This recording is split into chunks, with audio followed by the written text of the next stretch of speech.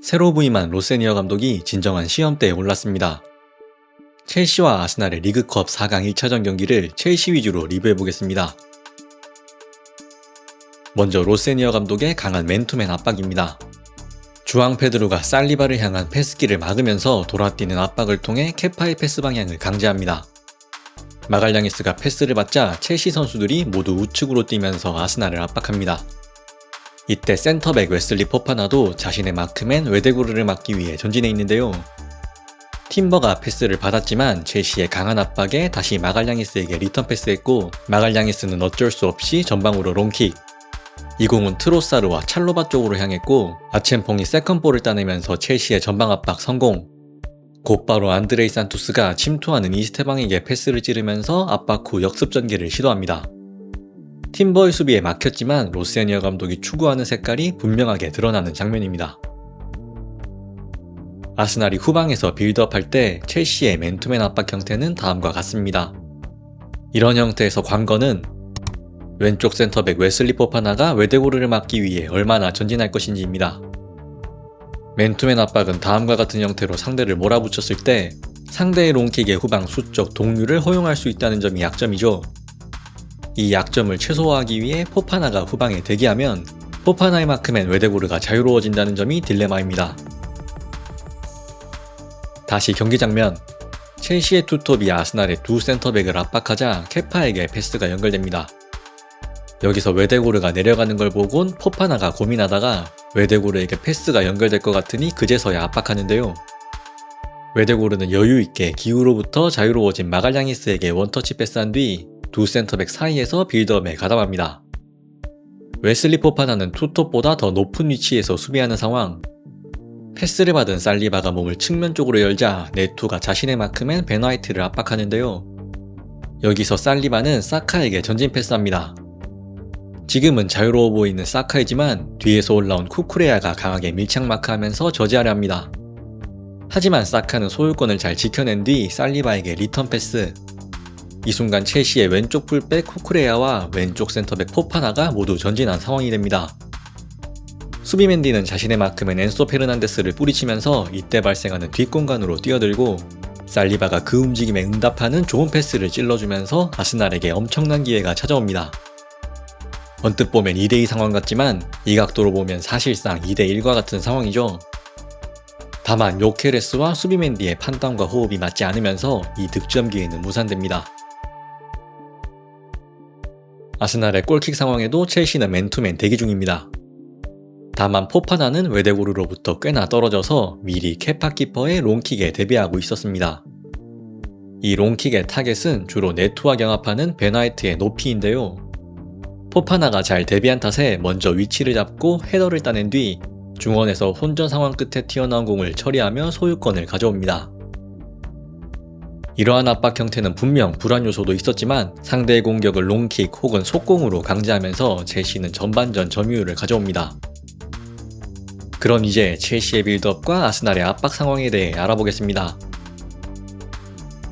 로세니어 감독이 스트라스부르에 있을 때와 마찬가지로 골키퍼가 빌드업에 적극 가담하는 장면입니다. 아스날은 맨투맨으로 압박하는 첼시와 달리 일단 상대 빌드업 숫자보다 한 명 더 적은 압박 숫자를 확보하는 특유의 형태인데요. 아스날의 압박에서 자유로운 웨슬리 포파나가 패스를 받자 엔소를 막던 웨데고르가 포파나를 압박합니다. 이때 포파나는 내려오는 주앙 페드로에게 패스하고 자유로워진 엔소는 살짝 전진하면서 주앙 페드로의 원터치로 돌려놓는 패스를 받기 위한 로세니어 볼 특유의 움직임. 그런데 주앙 페드로는 원터치로 패스하지 못하고 굳이 터치를 한 번 더 잡아둔 뒤 안드레이 산투스에게 패스합니다. 이것도 나름 빌드업 성공처럼 보이지만 산투스가 아첸퐁에게 패스하자 후방에서 대기하는 트로사르가 강하게 압박하며 다시 리턴 패스. 그런데 이 경기 아스날은 첼시가 백패스하면 맨투맨 압박으로 전환하면서 매우 강하게 몰아붙였습니다. 첼시는 이런 상황에서 거의 대부분 최대한 안전하게 우측으로 롱킥하면서 오른쪽으로 빠진 마르크 기우의 경합 능력을 활용하였습니다. 지금 이 장면은 기우가 반칙을 범하면서 소유권을 넘겨줍니다. 첼시는 후방 빌드업 시 오른쪽 풀백 아첸퐁을 전진시키고 산체스 키퍼가 적극 가담하는 형태입니다. 아스날은 다음과 같은 높은 위치에서 포파나에게 패스가 연결되면 웨데고르가 압박을 시작하는데요. 포파나는 내려오는 주앙 페드루의 원터치 패스를 통해 엔소를 활용해보려 했지만 아직은 주앙 페드루가 이런 전개에 적응하지 못한 것으로 보입니다. 반대로 다른 공격수 이스테방은 이 역할을 아주 잘 수행하였습니다. 다만 여기서 아쉬운 점은 측면에 이스테방이 아닌 아첸퐁이 위치하게 되면서 이런 상황에서 속공 파괴력이 떨어진다는 점입니다. 만약 상황을 재정비하기 위해 백패스하면 아스날은 맨투맨 압박으로 첼시의 실수를 유발하고자 하였습니다. 방금 설명드린 대로 산체스가 자유로운 포파나에게 패스하자 웨데고르는 포파나를 압박하고 포파나는 주앙 페드루에게 전진 패스하면서 엔소를 활용하고자 하는 상황. 그런데 주앙 페드루는 원터치 패스가 아니라 돌아서려 하고 끌려 올라간 수비 맨디는 그냥 반칙으로 끊어버리면서 첼시의 프리킥. 지금도 포파나에게 패스하는 것까진 같지만 주앙 페드루가 답답했는지 이번엔 이스테방이 직접 내려와 엔소 페르난데스에게 완벽하게 원터치 패스를 돌려주고 엔소는 웨데고르와의 경합에서 승리하면서 전진 드리블을 통한 첼시의 속공 전개. 스트라스부르에서 자주 보여줬던 로세니어 볼이 나오나 싶었지만 앞선 이스테방의 중앙으로 내려오는 움직임으로 아첸퐁이 오른쪽 측면에 위치해 있었고 측면 돌파 시도 없이 그냥 백패스로 이어집니다. 그리고 첼시의 백패스 시도는 이런 지공 상황에서도 아스날 맨투맨 압박의 신호탄입니다. 포파나의 전진 패스를 수비 맨디가 달려들어서 끊어내는데요. 튀어나온 공을 잡은 포파나가 다시 한번 침착하게 이번엔 기우에게 전진 패스하였고 기우도 이스테방에게 원터치로 잘 돌려놓으면서 또 한 번 첼시의 속공 기회. 하지만 우측면 넓은 위치에서 공을 잡은 아첸퐁은 박스 안으로 드리블 이후 그냥 키퍼 정면을 향한 슈팅으로 마무리합니다.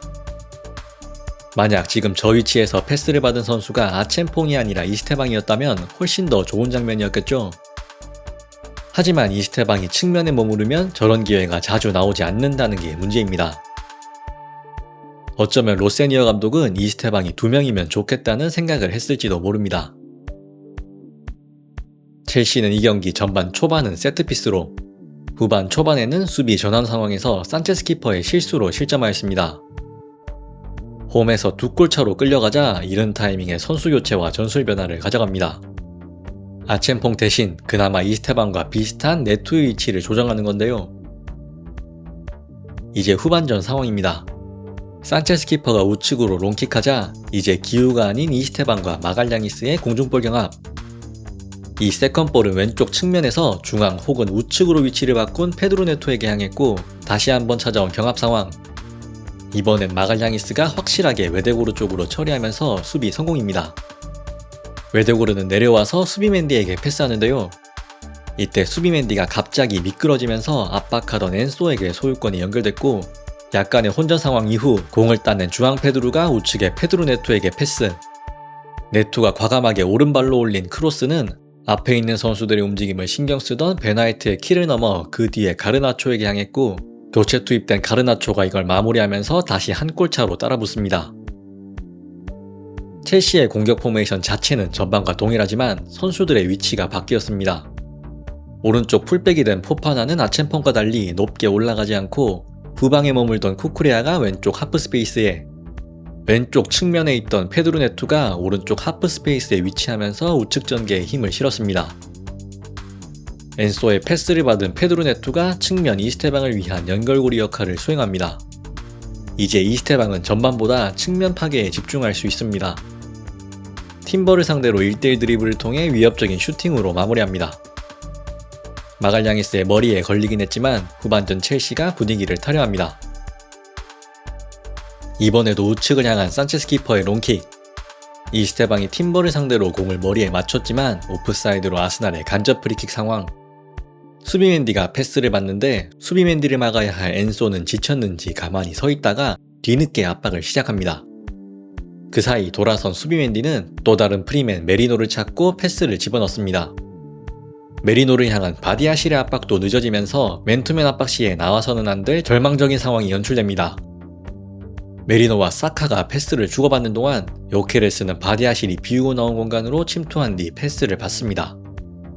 이때 뒤쪽에 위치한 수비 맨디는 엔소보다 훨씬 빠른 속도로 뛰어 올라와 공을 받고는 아주 침착하게 수비를 벗겨낸 뒤 완벽하게 마무리하며 다시 리드를 2골 차로 벌립니다. 하지만 첼시의 흐름은 여기서 끊기지 않았습니다. 찰로바가 우측으로 패스하고 우측면에서 패스를 받은 이스테방이 팀버를 상대합니다. 앞쪽으로 툭 쳐놓은 뒤 어깨를 집어넣고는 아주 높은 위치까지 공을 끌고 올라가면서 경기 막판 코너킥을 얻어냈고, 이걸 가르나초가 환상적인 하프발리로 마무리하면서 그나마 한 골차 패배로 1차전을 마무리합니다. 비록 홈에서의 패배이긴 하지만 카이세도를 비롯한 주요 선수들이 결장했음을 감안하면 절망적인 결과는 아닙니다. 무엇보다도 로세니어 감독의 전술적 색깔이 빠르게 입혀진 건 긍정적인데요. 아직까지 세부적인 모습에서는 아쉬움이 드러난 것도 사실입니다. 저는 더 좋은 영상으로 돌아오겠습니다. 지금까지 축구공학자 탑샷이었습니다.